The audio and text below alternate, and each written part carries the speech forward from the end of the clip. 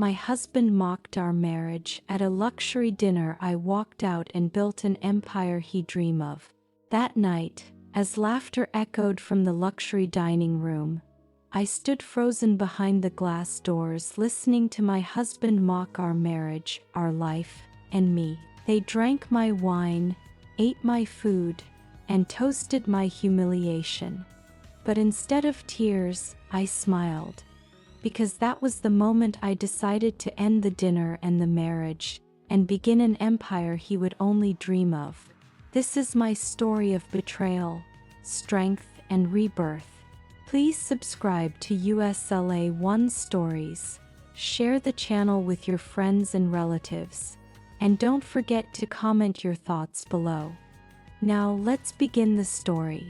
My husband Alistair told his friends, "I doubt this joke of a marriage will survive another year.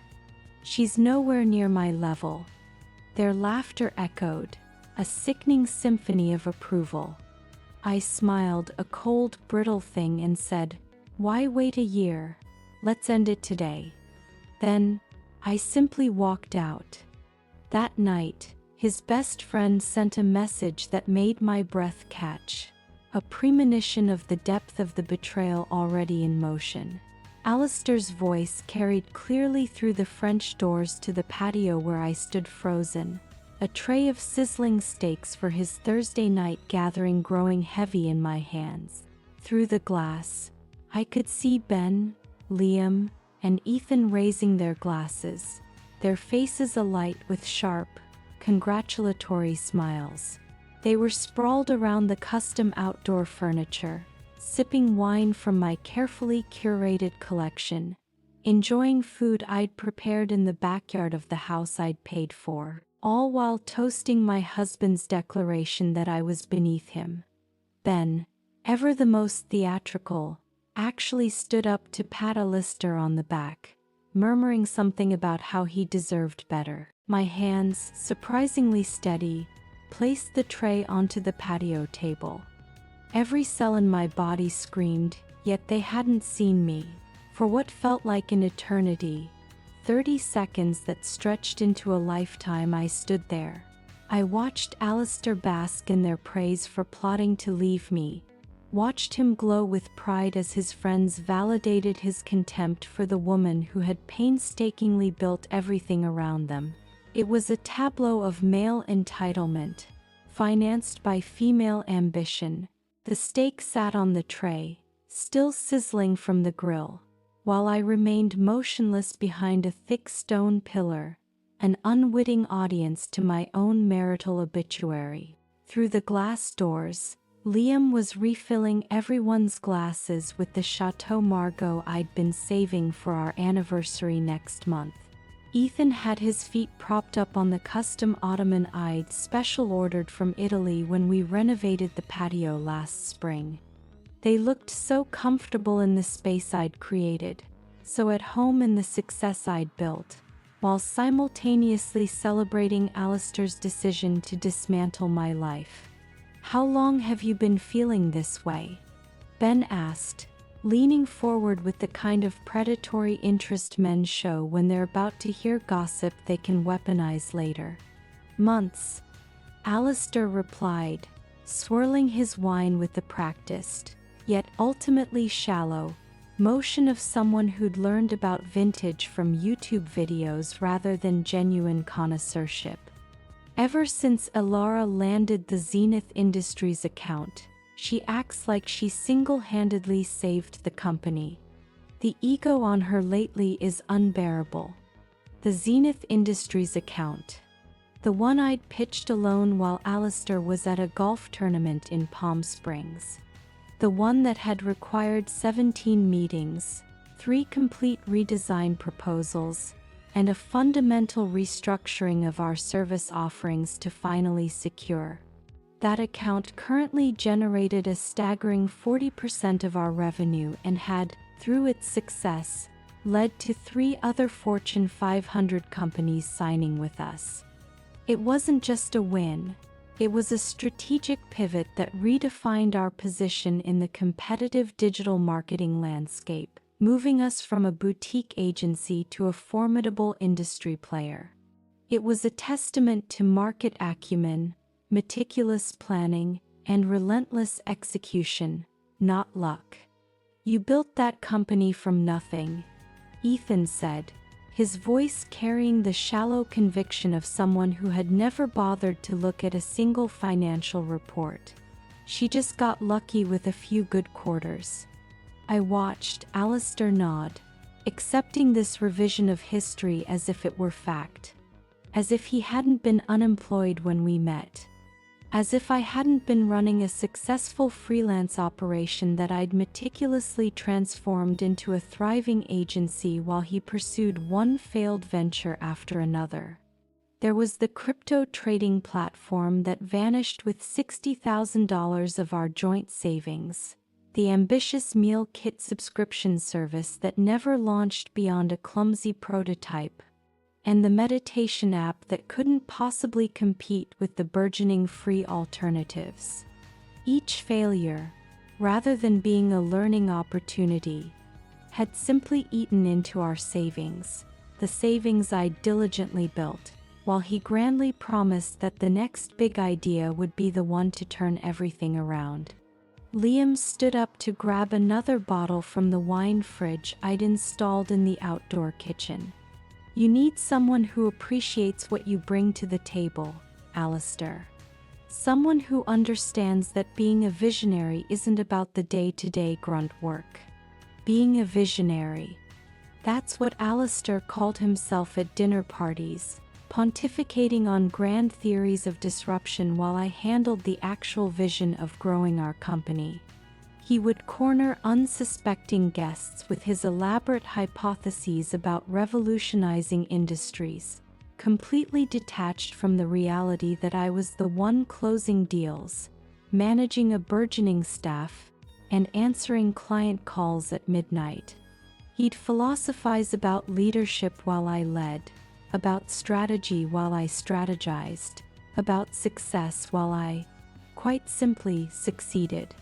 Elara's changed, Alistair continued, his voice adopting the wounded, practiced tone of someone delivering a well-rehearsed monologue. "She used to support my dreams. Now she just throws numbers in my face. Revenue this, profit margins that. She doesn't understand that business is about more than spreadsheets." Ben laughed, the sound echoing across the patio I designed with a renowned landscape architect. "Sounds like she's become one of those typical corporate drones. No vision, just execution. Just execution. The execution that had propelled us from a home office with a single client to a downtown suite with 23 employees. The execution that enabled Alistair to drive his BMW, wear his designer suits, play golf at the exclusive country club, and host these very Thursday night gatherings where he apparently discussed how far beneath him I'd fallen. My phone buzzed in my pocket, a text from Chloe, our senior developer. "Zenith Industries loves the new campaign proposal. They're ready to sign the expansion contract tomorrow." "You did it again. Tomorrow." I had the biggest meeting of our company's history tomorrow. A contract that would double our revenue and firmly establish us as a major player in the industry. And here was my husband, my supposed business partner, the man whose name sat beside mine on every company document, telling his friends our marriage was a joke. "The thing is," Alistair said, pouring himself another glass, his fourth by my count, "I've been documenting everything. Every time she makes a decision without consulting me, every time she undermines my authority with the staff. My lawyer says I have a strong case for taking at least half the company, maybe more." His lawyer, Julian Vance, from the country club. The one Alistair told me was just a racquetball partner. They'd been meeting, not for sport, but to plan the division of assets I'd meticulously built while I was still building them. The sheer audacity was breathtaking. "Smart man," Liam said, raising his glass again. "Get your ducks in a row before she knows what hit her. She won't see it coming," Alistair assured them, his confidence inflated by wine and the intoxicating echo chamber of his friend's validation. "Elara thinks she's so smart with her presentations and contracts, but she doesn't understand the real game being played here." The real game. The game where he'd been methodically planning my destruction while sleeping in my bed, eating at my table, living off my success. The game where he'd convinced his friends, and probably himself, that I was the lucky one in this marriage. It was a classic projection of his own insecurities onto me, a psychological defense mechanism where he attributed his own negative traits and motivations to me to avoid confronting his own inadequacy. The very nature of his visionary status, often ungrounded in reality, fed into this narcissistic narrative. I picked up the tray of steaks, now cooled to the point where they'd need reheating. Through the glass, I watched the four of them, these men who'd eaten at my table dozens of times, who'd celebrated holidays in my home, who'd benefited from my hospitality while apparently believing I was beneath their friends' level. The Thursday night gatherings made sickening sense now. Not innocent poker games or strategic brainstorming sessions, but covert planning meetings for my humiliation. Every week, while I worked late or traveled for business, they'd been reinforcing Alistair's delusions, feeding his fragile ego, helping him construct a narrative where he was the victim of an ungrateful wife's success. It was a slow, deliberate poisoning of his perspective, a collective gaslighting campaign. I pushed open the French doors with the tray still in my hands, the cold, forgotten steaks a symbol of the evening's unraveling. Four heads snapped toward me in perfect synchronization, their laughter dying mid-breath. Alistair's crystal tumbler stopped halfway to his lips, the amber liquid inside catching the patio lights I'd strung up last summer. The silence that followed was so complete I could hear the distant hum of our neighbor's pool filter. "Elara," Alistair's voice cracked on my name, transforming from confident storyteller to caught teenager in a single pathetic syllable. "We were just, why wait a year?" I set the tray down on the side table with deliberate calm, my voice carrying the same measured, unwavering tone I used when firing underperforming vendors. "Let's end it today. I wouldn't want you to endure another 12 months married to someone so far beneath your level." Ben's face went white. Liam suddenly found his phone screen fascinating. Ethan actually took a step backward, nearly knocking over the citronella candle I'd lit earlier to keep mosquitoes away. But Alistair, my husband of 12 years, the man who'd promised to love and honor me in front of 200 guests, just stared at me with his mouth slightly open, no words coming out for once in his life. I turned and walked back through the French doors, leaving them frozen in their tableau of guilt. My footsteps on the hardwood echoed through the house as I headed straight for our bedroom. Behind me, I heard frantic whispers, chairs scraping against concrete, the panicked sounds of men who'd been caught not just gossiping, but actively conspiring. The master bedroom closet held my Samsonite luggage set, a gift to myself after closing our first $1 million contract. I pulled out the largest suitcase and laid it open on the bed we'd shared for 5 years in this house. My hands moved with surgical precision, folding blazers I'd worn to meetings Alistair hadn't attended, packing the jewelry I'd bought myself after each major business milestone, gathering the designer bags that represented bonuses he'd claimed were our success, while contributing nothing to earning them. From the bathroom, I collected my skincare routine, the expensive serums and creams I'd invested in, because taking care of myself was one of the few things I could control while managing a burgeoning business and a marriage to someone who openly resented my success. The medicine cabinet held my prescription bottles, vitamins, and the sleeping pills I'd needed with increasing frequency as Alistair's Thursday night gatherings had grown longer and louder. I heard footsteps on the stairs, multiple sets, hesitant and uncoordinated. They were coming up like children approaching a parent they'd disappointed, unsure whether they'd face rage or disappointment or something far worse, indifference. "Elara, please, can we talk about this?" Alistair appeared in the bedroom doorway, his carefully styled hair now disheveled from running his hands through it. Behind him, I could see Ben hovering in the hallway, his face a mix of guilt and something else. Relief, maybe. "There's nothing to talk about." I zipped my toiletry bag closed and placed it in the suitcase. "You've made your position very clear. I'm beneath you.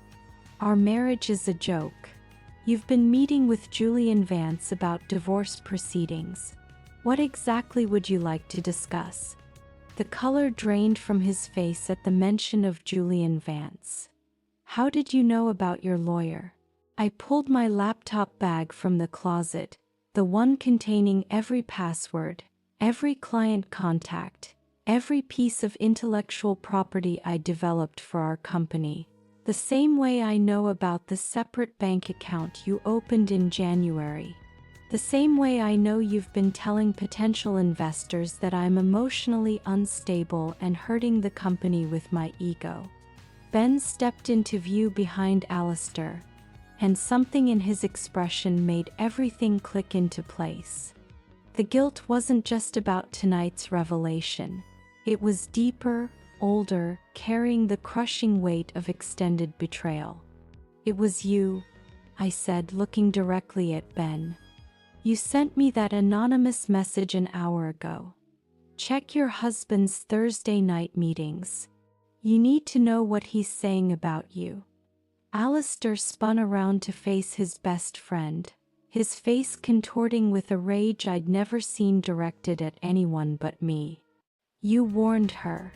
Ben straightened his shoulders, and for the first time since I'd known him, he looked like an adult rather than an overgrown fraternity brother. "I've been sending her screenshots for 3 weeks, Alistair.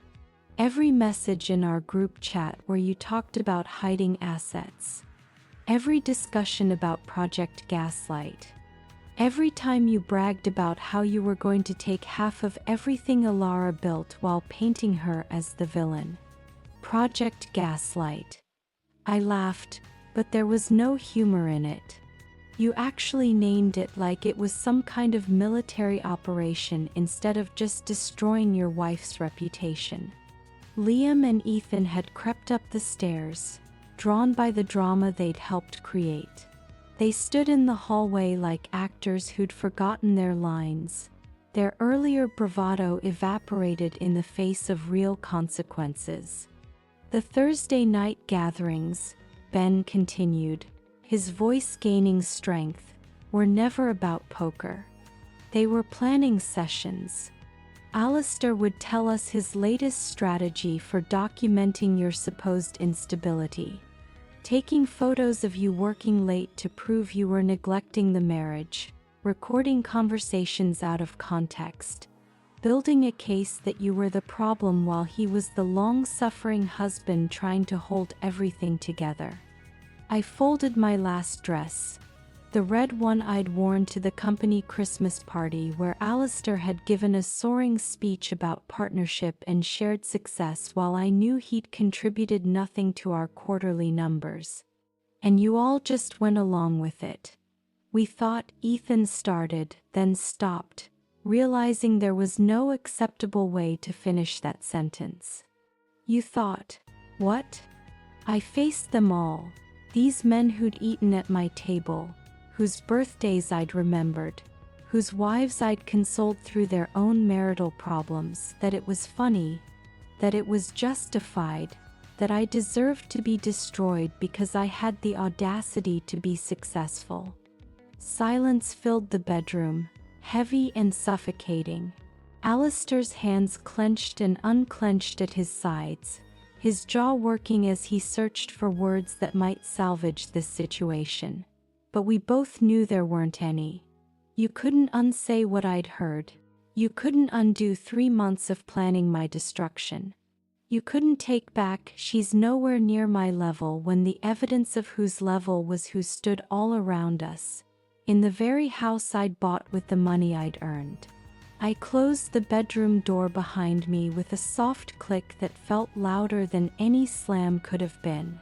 My suitcase wheels whispered against the hallway carpet as I passed the gallery wall of our wedding photos, each frame a monument to promises that had apparently meant nothing to Alistair. Behind the door, I could hear raised voices. Alistair turning his fury on Ben, the very friend who had finally grown a conscience after 3 months of complicity. The elevator in our building moved with excruciating slowness, giving me too much time to think about what I was leaving behind. Not just the house or the marriage, but the version of myself who'd believed love meant endless compromise, who'd minimized her own achievements to protect a fragile ego, who'd paid bills while pretending not to notice her husband was plotting her downfall with his Thursday night conspirators. The Marriott downtown blazed against the evening sky, its glass facade reflecting the city I'd conquered, one client at a time, while Alistair played pretend. I walked through the lobby with my shoulders straight, refusing to look like a woman fleeing her home. The desk clerk, a young woman with kind eyes and a professional smile, didn't ask questions when I requested an executive suite for a week, paying with the credit card Alistair didn't know existed. My emergency fund, built from bonuses I'd never mentioned because I'd learned years ago that financial independence was oxygen in a suffocating marriage.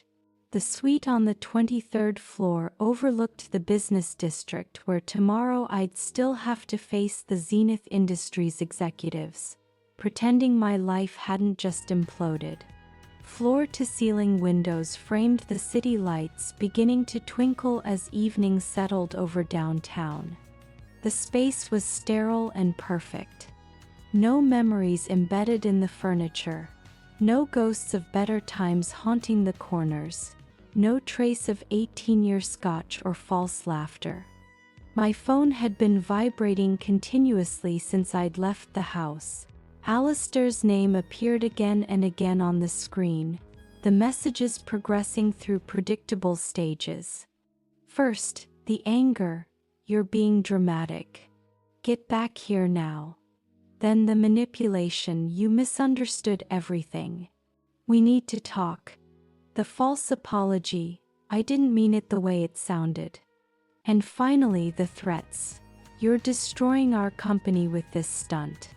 The investors will pull out if they hear about this." I set the phone on the marble bathroom counter and turned on the shower, letting the water heat until steam filled the room. Standing under the rainfall shower head, water cascading over me with a pressure our home shower had never achieved, I finally let myself feel the full weight of what had happened. 12 years. I'd spent 12 years building a life. Building a company, building a foundation with someone who'd been documenting my destruction, gathering evidence for a war I didn't even know we were fighting. The tears came then, mixing with the shower water, my sobs echoing off the marble walls where no one could hear them. I stayed under that water until it ran cold. Until my skin was pruned and my eyes were swollen. Until I'd cried out, not just the betrayal, but the humiliation of not seeing it sooner. All those Thursday nights when I'd prepared food for his gatherings. All those mornings when I'd kissed him goodbye before heading to meetings he claimed to support. All those presentations where he'd stood beside me, taking credit for work he'd never done.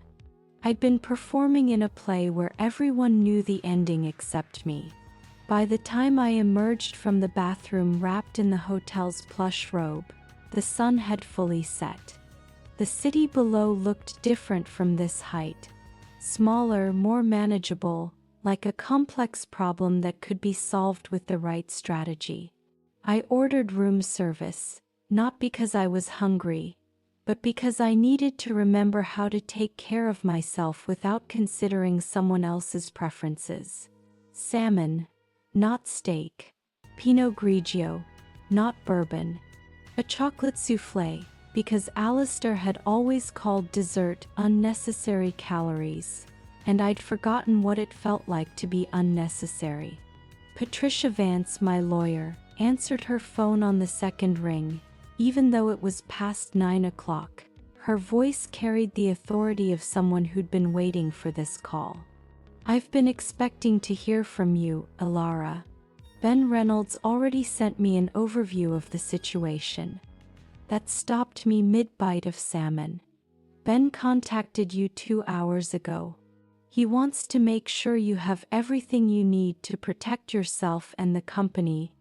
Patricia confirmed, her tone matter-of-fact, as if husbands plotting their wives' destruction was just another Tuesday in her world.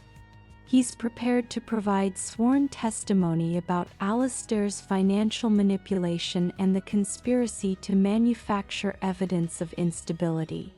Patricia's efficiency and clear-sightedness were a beacon in the emotional fog. "Can you meet me at 8 tomorrow morning? My office. Bring any documentation you have. Bank statements, company records, communication logs, everything." I agreed, then spent the next 3 hours organizing files on my laptop, creating folders with the kind of detailed labeling that had made our company successful. Alistair's failed ventures contained the documentation of every dollar I'd invested in his transient dreams. $60,000 in crypto platforms, $40,000 in the meal kit service, $30,000 in the meditation app that never launched. Company contributions held every contract I'd negotiated, every client I'd landed, every late night I'd worked while Alistair's office remained dark. Financial manipulation would soon hold whatever Ben was about to deliver. The meticulous nature of this preparation, a skill honed over years of growing a business, now served a more personal, yet equally vital, purpose. At midnight, a knock at my door made me freeze. Through the peephole, I saw Ben standing in the hallway, looking smaller than I'd ever seen him, holding 3 bankers' boxes stacked in his arms.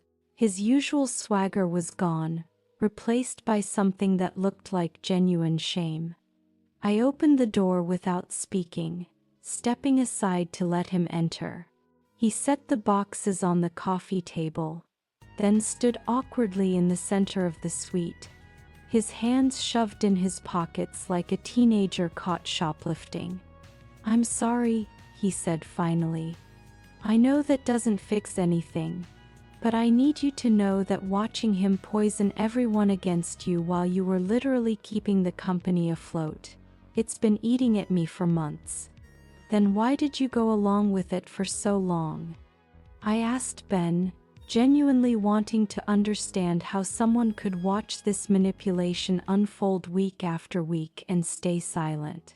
He sank into the hotel suite's armchair, running his hands through his hair in a gesture that made him look utterly exhausted. At first, I thought he was just venting. You know how guys complain about their marriages. But then it became something else. He started taking notes during your phone calls, screenshotting your texts out of context, building this whole narrative where you were the villain, and we just let him. I opened the first banker's box, finding manila folders labeled in Alistair's precise handwriting. Financial discrepancies, emotional instability evidence. Asset documentation. Inside were printed emails I'd sent him about normal business operations, annotated with his twisted interpretations. A message about working late became proof of marital abandonment. A request to review contracts became controlling behavior.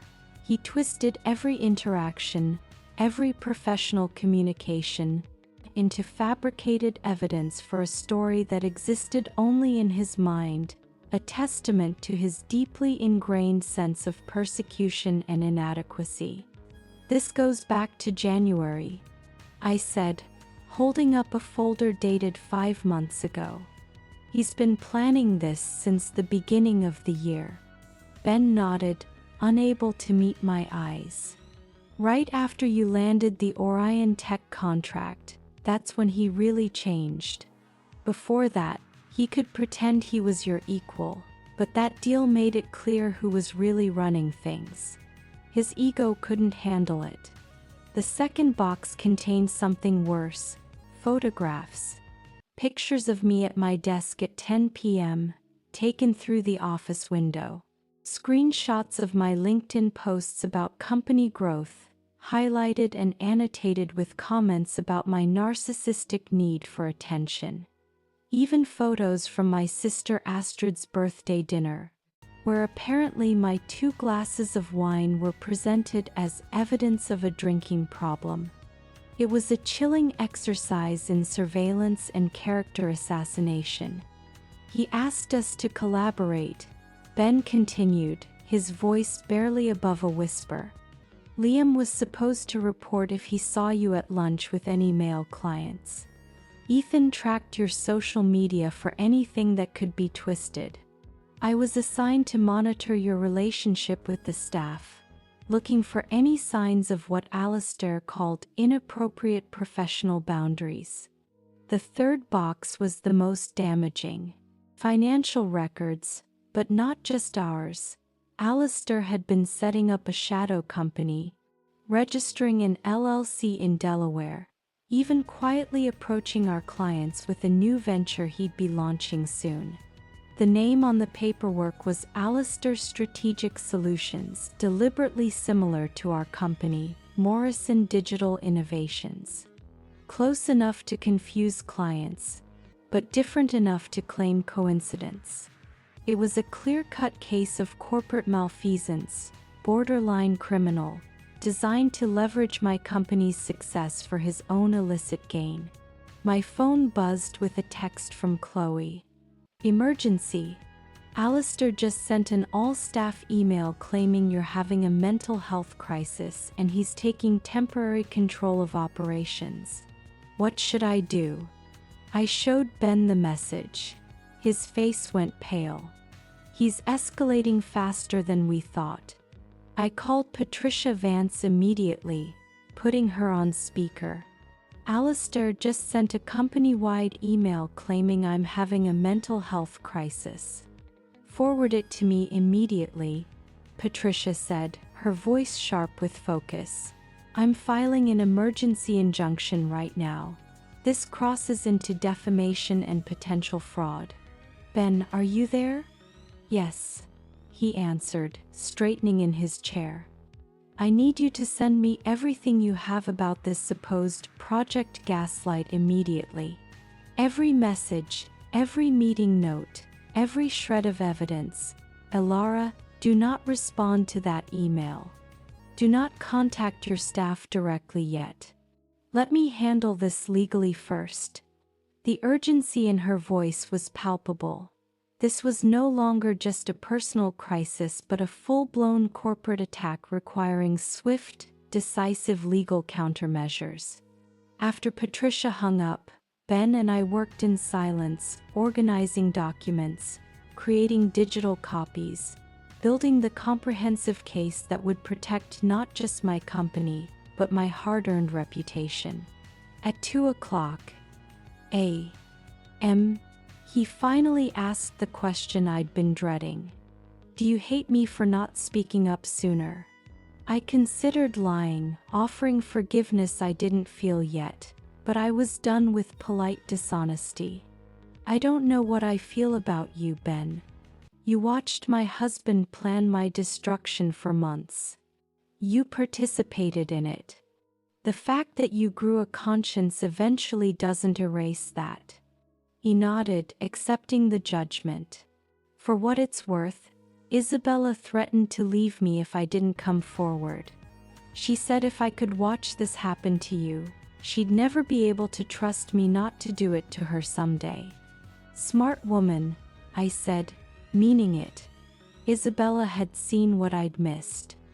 That someone who could participate in this level of deception was capable of anything. My phone rang at 3 a.m. A number I didn't recognize. Against my better judgment, I answered. "Elara, this is Clara, Liam's wife." Her voice was shaky, like she'd been crying. "I just found out what they've been doing." Recordings. Record. Liam would come home from those Thursday nights and brag about what they discussed. He thought it was funny watching Alistair plan this elaborate scheme. I started recording him after the 3rd week because something felt wrong. I have hours of him describing their plans, laughing about how you had no idea what was coming. Another ally emerging from an unexpected corner. "Can you send them to my lawyer?" "Already uploaded them to a cloud drive. I'll send you the link." "Elara, I'm filing for divorce too." If Liam could participate in something this cruel, what else is he capable of? What would he do to me if I ever outearned him or made him feel small? After Clara hung up, I stood at the window watching the city sleep below. Somewhere out there, Alistair was probably pacing our house, slowly realizing his carefully constructed plan was collapsing around him. His friends were turning on him. His lawyer would see the mounting evidence and surely advise surrender. The staff he tried to manipulate would choose the person who'd actually built their careers and fostered their growth. Ben stood to leave at 4 a.m., gathering his coat with movements that seemed to cause him physical pain. At the door, he turned back one more time. "The ironic thing is, Alistair was never below your level, Elara. You would have carried him forever if he'd just been grateful instead of resentful. You loved him enough to make him equal, even when he wasn't. That's what he never understood." I closed the door behind Ben and stood alone in my hotel suite, watching the sun begin to rise over the city. 4 hours of sleep would have to be enough. Today's investor meeting would determine not just the future of my company, but whether Alistair's carefully crafted narrative would collapse under the crushing weight of undeniable evidence. I showered quickly, chose my sharpest black suit, the one I'd worn when closing the Orion Tech deal, and applied makeup to hide the exhaustion that threatened to show through. Patricia called as I was leaving the hotel. The emergency injunction went through. Alistair is legally barred from accessing company accounts or making any operational decisions without board approval. He'll receive notice this morning, probably right before the meeting. He's going to be furious. Let him be. Anger makes people sloppy. I've also sent the evidence package to each board member individually. They'll have had ample time to review it before you all gather. The office building stood against the morning sky like a monument to everything I'd built. I arrived at 6 a.m., using my key card to enter through the executive entrance. The building was nearly empty, just security, and the overnight cleaning crew who nodded in recognition. They'd seen me here at all hours over the years, unlike Alistair, whose badge rarely registered activity before 10 a.m. Ben was already in the conference room, arranging printed documents with methodical precision.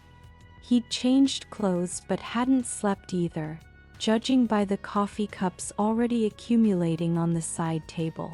We worked without speaking at first, creating stations of evidence around the room, financial records at one end, client testimonials at another. The Project Gaslight documentation prominently displayed where Alistair would have no choice but to face it. He'll try to spin this as a marital dispute that shouldn't affect business, Ben said, adjusting the projection screen.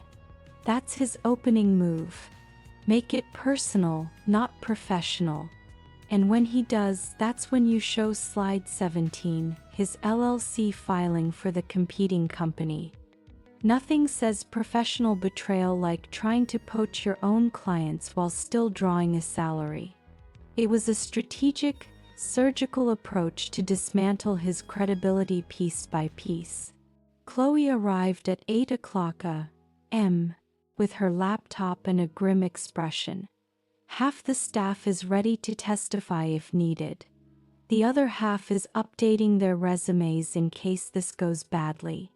It won't go badly, I said with more confidence than I felt.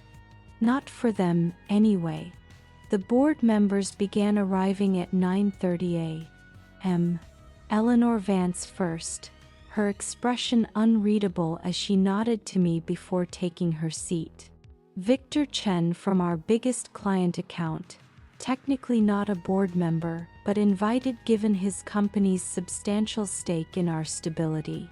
2 other investors, Daniel Lee and Samuel Adebayo, both of whom had questioned Alistair's contributions during previous meetings, only to be met with his smooth deflection and my diplomatic interventions. At 9:55 a.m., Patricia entered and sat beside me, her presence a clear signal that this was no longer just a business discussion. The legal implications hung in the air like a palpable threat. At exactly 10 o'clock a.m., Alistair walked in wearing the Tom Ford suit I'd bought him for our 10th anniversary, the one he'd worn to accept an industry award for work I'd done while he was in Cabo. His cologne preceded him, the same expensive scent he'd worn to every meeting where he'd taken credit for my achievements. He paused when he saw the room's configuration. Ben beside me instead of with him, Patricia's formidable presence, the board's serious, unsmiling expressions. His eyes found Ben, and the look that passed between them could have frozen fire. Ben didn't flinch, though I saw his jaw tighten. Alistair recovered quickly, his practiced salesman's smile sliding into place as he took his seat.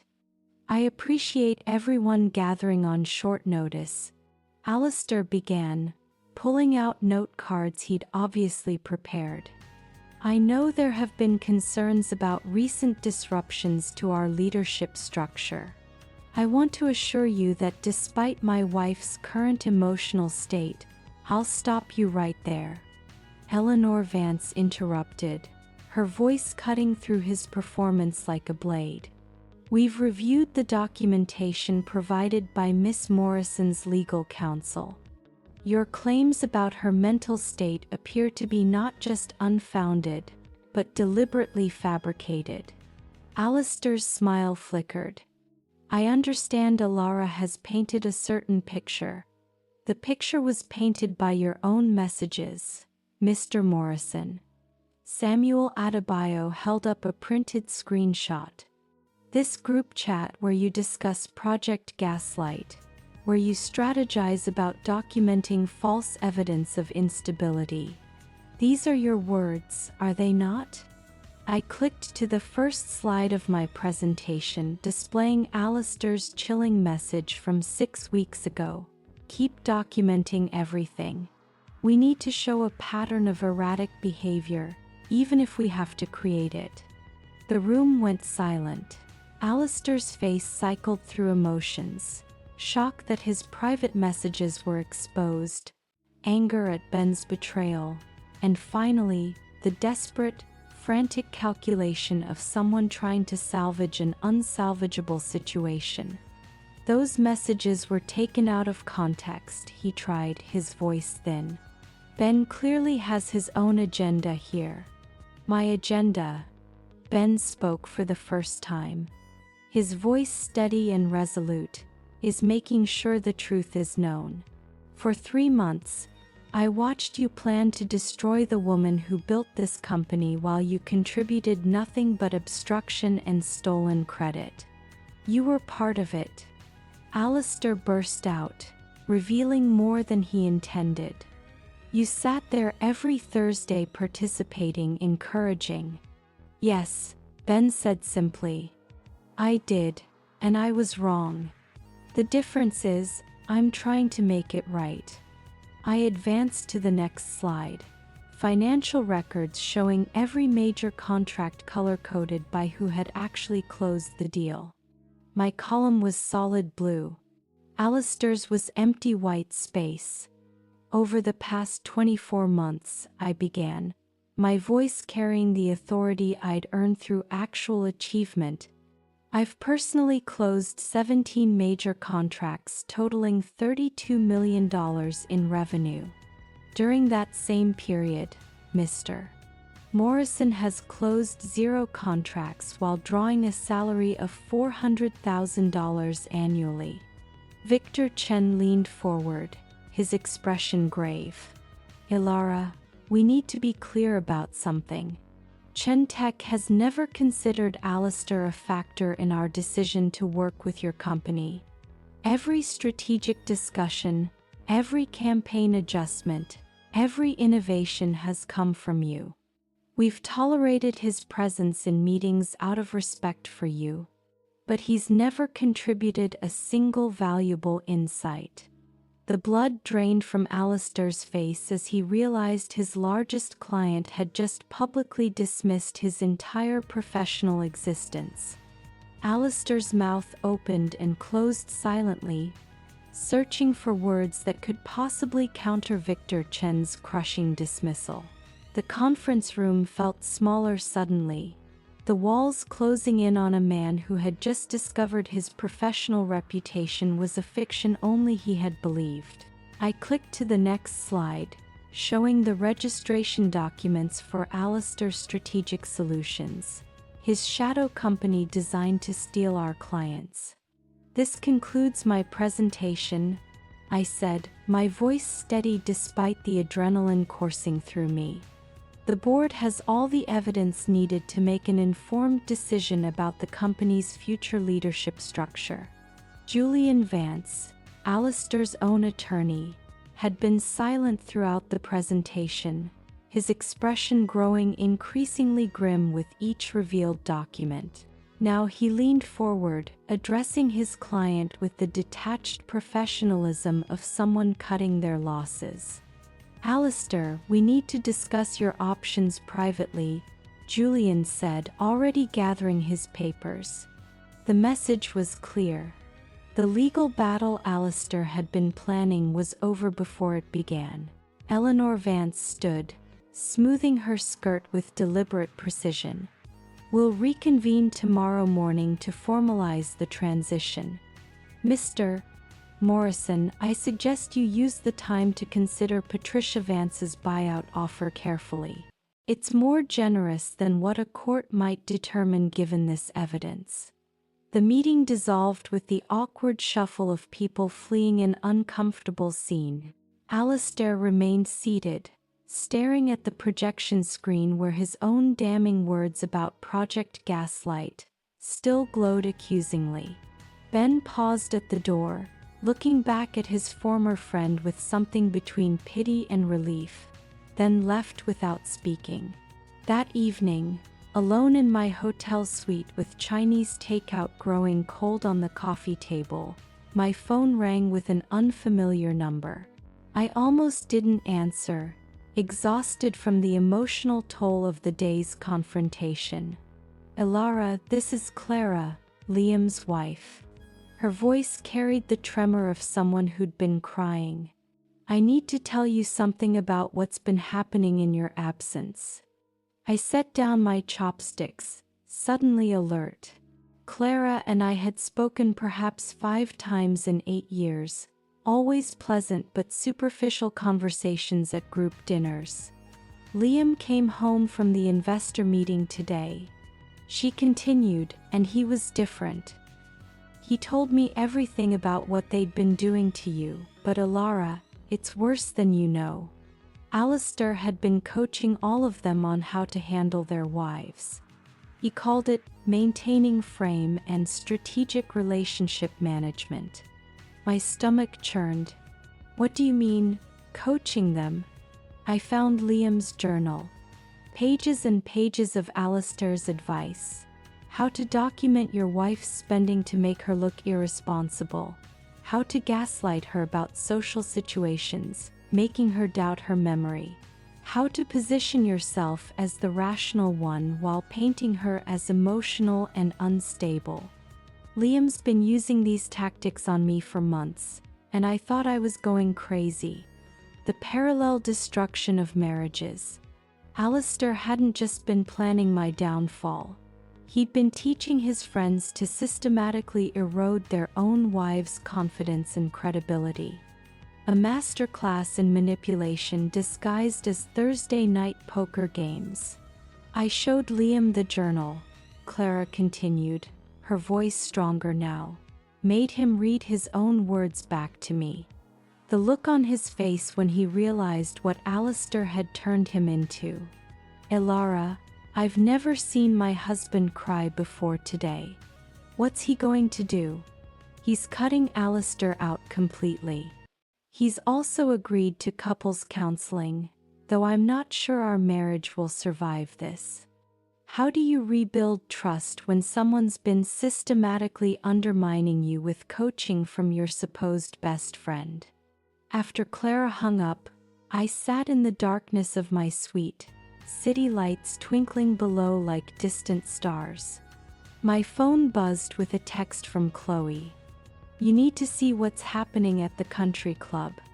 She attached a photo someone had sent her, Alistair, disheveled and clearly intoxicated, holding court at the bar with anyone who would listen. Even in the grainy image, you could see the other patrons leaning away, the bartender's expression of professional patience wearing thin. Vivian Sterling called an hour later. The judge's wife was connected to everyone who mattered in our social circle, a woman who collected information like others collected art. I was at the club this evening, she said without preamble. Alistair's been there every day since your separation became public. Today he was telling people he built your company single-handedly, that you were just a pretty face he used for client meetings. The delusion was so complete that even strangers were exchanging concerned looks. Did anyone believe him? Vivian laughed, a sharp sound that contained no humor. The bartender told me Alistair's rants have become entertainment for the regular afternoon crowd. They call it story time with Alistair and take bets on which accomplishment he'll claim next. Yesterday he said he invented a revolutionary trading algorithm. Today it was a meditation app that Apple tried to buy for millions. The man I'd married was dissolving into a caricature of himself, his lies growing more elaborate as his reality crumbled. Part of me felt the sharp satisfaction of watching karma unfold in real time. Another part, buried deeper, mourned the person he might have been if ego hadn't consumed him entirely. My phone buzzed again. A Facebook message from Maya Singh, Ethan's girlfriend. I'd met her twice at dinner parties, remembered her as quiet but observant, the kind of person who noticed everything while saying little. I need you to know what Ethan was planning with Alistair. Her message read, I'm ending things with him, but you deserve to see this first. Attached were screenshots that made my blood run cold. Detailed plans for approaching our clients after the divorce, claiming I'd had a breakdown, offering to maintain continuity through Alistair's new agency. They'd drafted emails, created a timeline for client poaching, even designed logos that deliberately mimicked our company's branding. But the worst part was the list of employees they planned to recruit, with notes about each person's vulnerabilities. Chloe, single mom, needs stability, will follow the money. Kevin, desperate for promotion, easy to manipulate with promises. They'd studied my team like predators studying prey. An act of corporate espionage fueled by personal vindictiveness. Maya's final message arrived as I was processing the screenshots. Ethan doesn't know I have these. I'm sending them to your lawyer, too. No woman should have to deal with this level of betrayal. I'm sorry I didn't speak up sooner. The fumbling attempt at corporate theft would have been pathetic if it wasn't so malicious. I forwarded Maya's screenshots to Patricia immediately, my fingers steady despite the rage burning through my chest. The evidence of planned corporate theft transformed our civil divorce into something potentially criminal. Patricia responded within minutes. This changes everything. We're adding fraud charges to our leverage. He'll have to accept whatever terms we offer now. 6 months crawled by with the painful slowness of recovery. I moved from the hotel suite to a furnished apartment downtown, needing space that had never known Alistair's presence. The company stabilized and then thrived without his interference, landing 3 new major clients who'd been hesitant to commit while our leadership situation remained uncertain.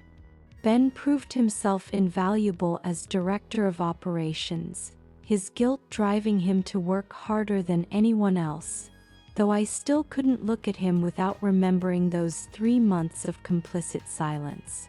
The morning of our divorce finalization arrived gray and drizzling, a weather that matched the strange melancholy of officially ending something that had been dead for months. I dressed carefully in a new suit, one Alistair had never seen, applying makeup that emphasized strength rather than softness. Patricia met me in the lobby of her building, her expression professionally neutral, but her hand briefly squeezing my shoulder in support. The conference room smelled of leather and old coffee, windows overlooking the city where I'd rebuilt my life. Alistair was already there when we entered, and the transformation stopped me mid-step. The man who'd once strutted through life in Tom Ford suits now wore a basic button-down from Target, wrinkled at the elbows. His face had thinned dramatically, 40 pounds gone along with his delusions of grandeur.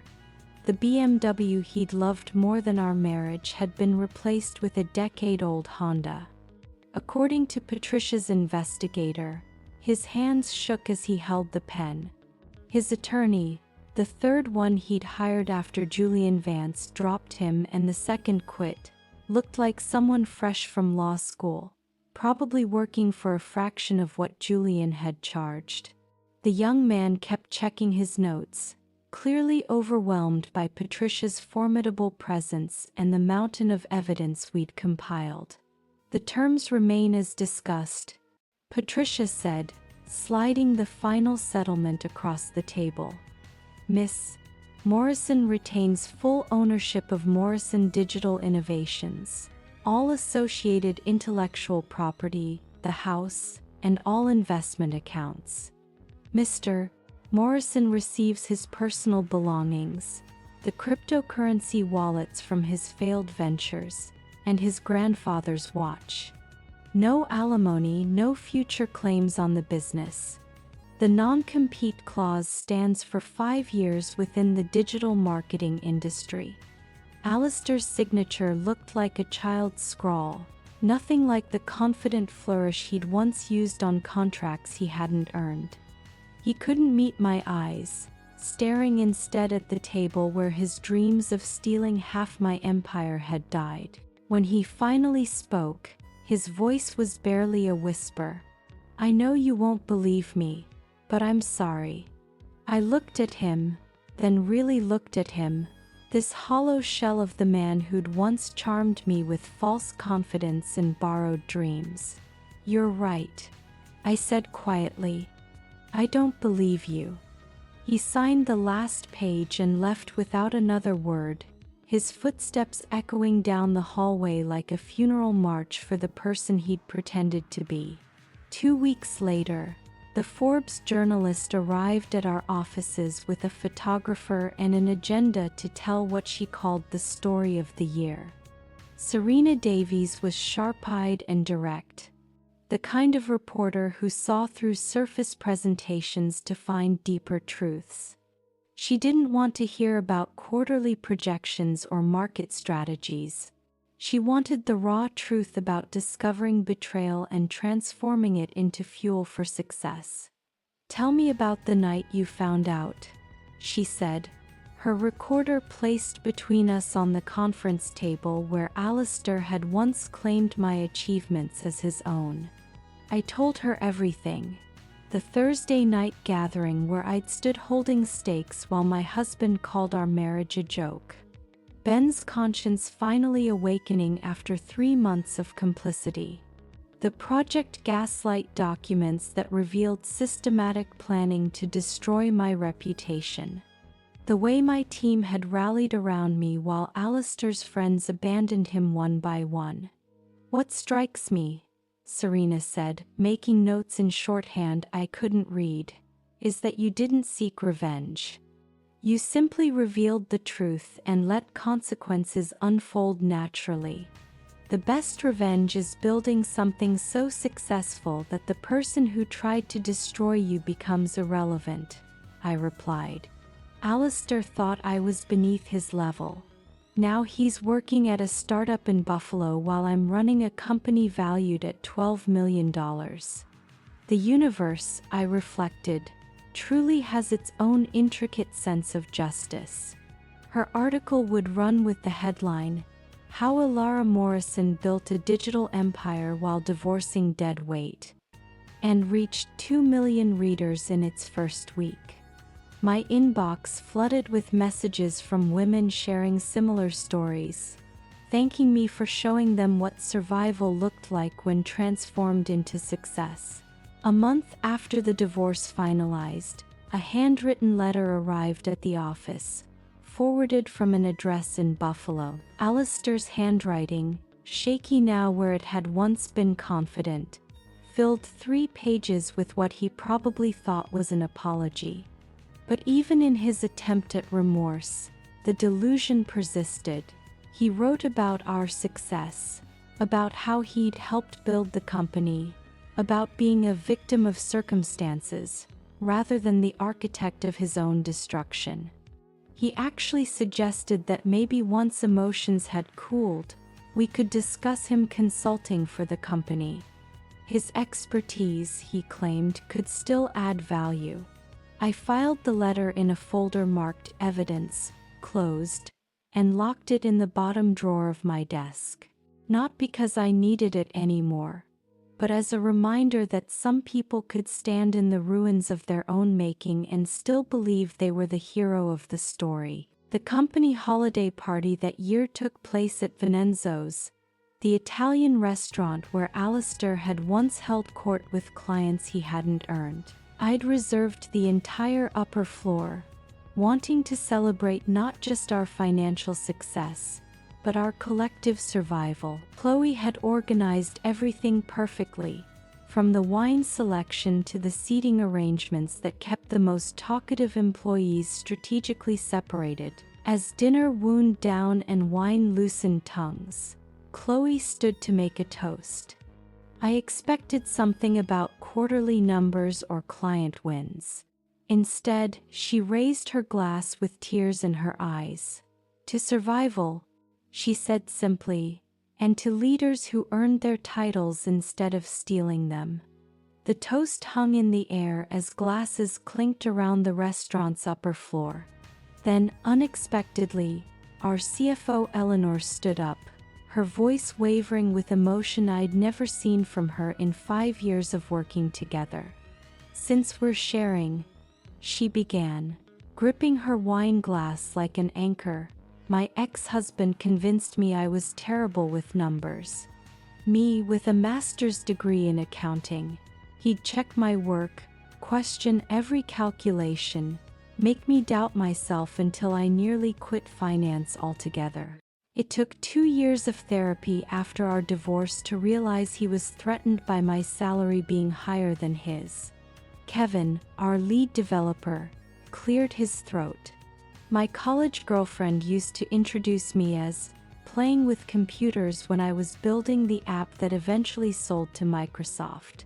She said real jobs required wearing suits.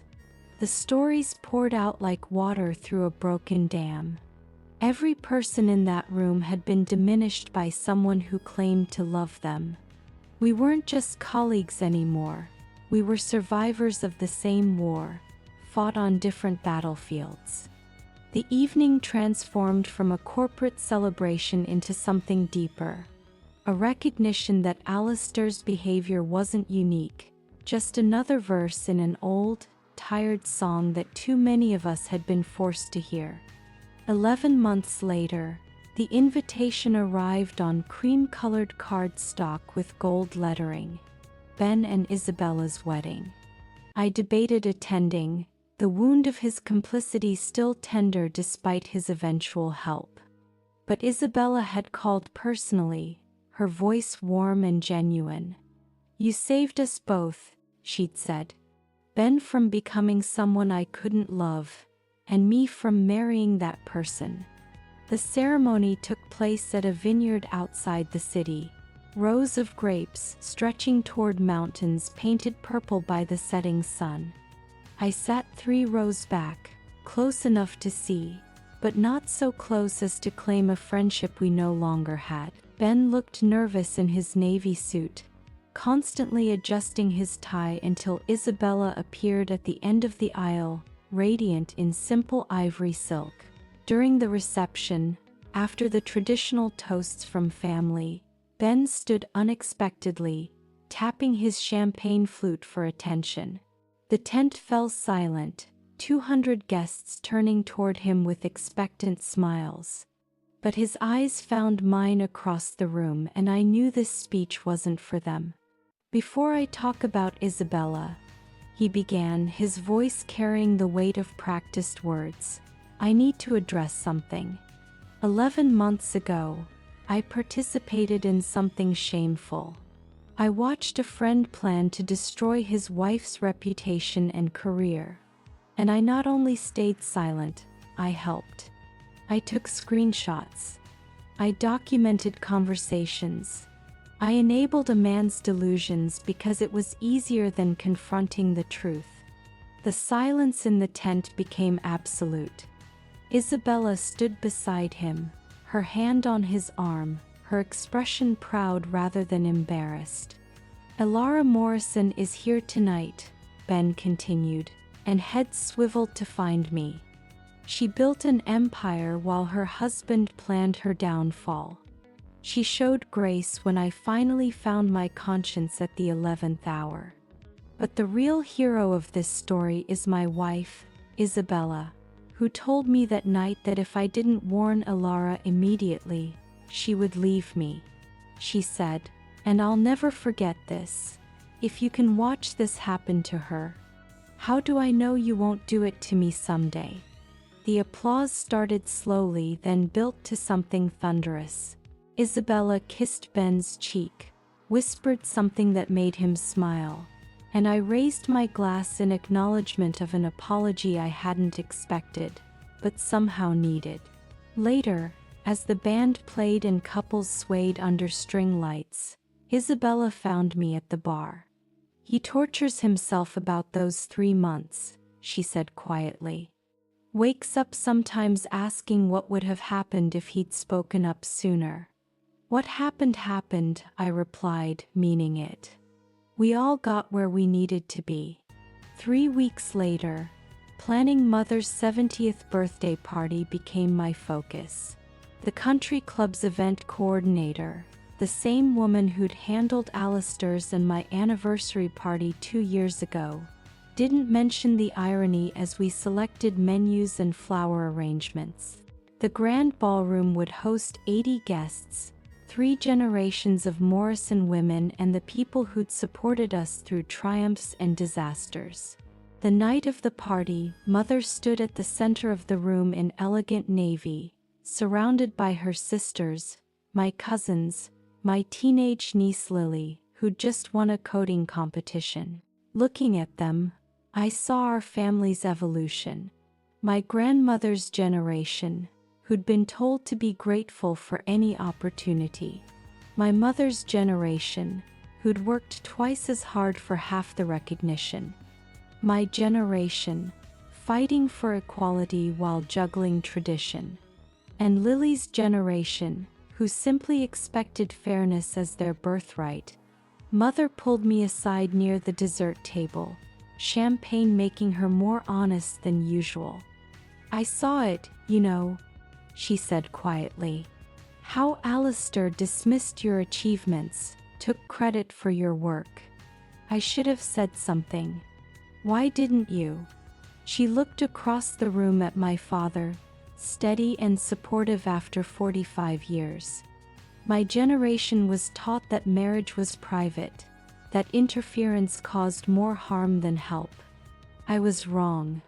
Watching you rebuild, seeing you thrive. I should have spoken up when he first started diminishing you. I might not have listened. I admitted. Sometimes we need to discover truth ourselves. Tuesday afternoon, 3 weeks after Mother's party, I was selecting olive oil at Whole Foods when I saw him. Alistair stood in the pasta aisle comparing prices on generic brands with the focus of someone counting every dollar. His suit from Target had seen better days, the hem of his pants slightly frayed. The wedding ring I'd placed on his finger 12 years ago was gone, leaving a pale indent on his tan line. He looked up, our eyes meeting across 15 feet of organic produce and broken promises. For a moment he started to move toward me, his mouth opening as if to speak.